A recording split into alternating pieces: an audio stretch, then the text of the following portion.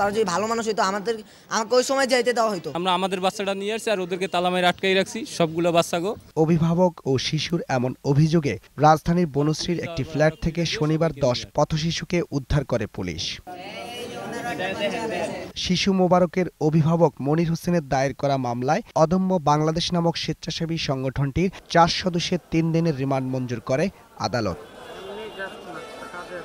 তবে পথশিশুদের নিয়ে গ্রেপ্তারকৃতদের নানা সেবামূলক কাজের ছবি দেখিয়ে নিজেদের অবস্থান তুলে ধরেন অদম্য বাংলাদেশের কর্মীরা। যেহেতু ওরা ভালো কাজ করে সেই সেন্সেই কিন্তু আমরাও ওদেরকে সাপোর্ট করি। সেই সাপোর্টের জায়গা থেকে যখন মিডিয়ায় এভাবে চলে আসলো, সত্যিকার অর্থেই আমার কাছে মনে হয়েছে এটা সম্পূর্ণ ভুল বুঝাবুঝি। আমরা জানি না এর পিছনে কি, আর আমরা জানতামও না যে ওই ছেলেটার নাম মোবারক আর তার চাচা আছে, কারণ সে যখন শেল্টারে আসছে তখন তার নাম ছিল মিজান। নিজ শিক্ষা প্রতিষ্ঠান ও বাড়ি থেকে পলাতক শিশু মোবারককে অন্য পথশিশুদের সাথে পড়ার ও থাকার সুযোগ দিয়ে চরম মূল্য দিতে হয়েছে বলে অভিযোগ করেন সংগঠনটির স্বেচ্ছাসেবীরা। এটা নিয়ে প্রশ্ন আমাদেরও, এটা কি হলো? আমরা তো ওদের ভালো চাইছিলাম বা আমরা ওদেরকে মানুষ করতে যাচ্ছিলাম, এত কষ্ট করি, আমরা অনেক ত্যাগ করি ওদের জন্য। ওরা তো দেশের জন্য কাজ করতে চাইছে, অসহায় শিশুদের জন্য, পথের শিশুদের জন্য, একটা ভালো কাজের জন্য। মানে মিথ্যা মামলার কারণে ওদের মান সম্মানে যে হয়রানিটা হচ্ছে, মানে কি বলবো।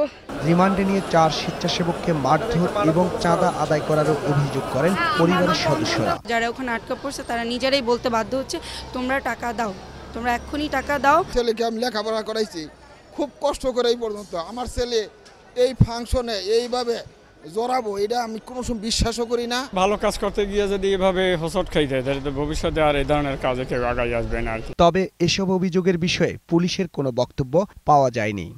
এদিকে 3 দিনের রিমান্ড শেষে তাদের আদালতে হাজির করলে জামিনের জন্য রোববার 3 ধার্য করে আদালত। সেই একটি ছেলের উপরে ভিত্তি করে এই মামলাটা তৈরি এবং 9টি ছেলের গার্জেন কিন্তু এখন পর্যন্ত মানে এই বিষয়ে কোনো তাদের কোনো উচ্চবাচ্য নেই। 9 জন বাচ্চার কোনো গার্জেন যদি আসে বিজ্ঞ আদালতের সামনে এবং সেই ক্ষেত্রে যদি কোনো জবানবন্দি দেয় তাহলে বিজ্ঞ আদালত এটা জামিনের ব্যাপারে কনসিডার করবে। রাকিব হাসান, 21 টেলিভিশন, ঢাকা।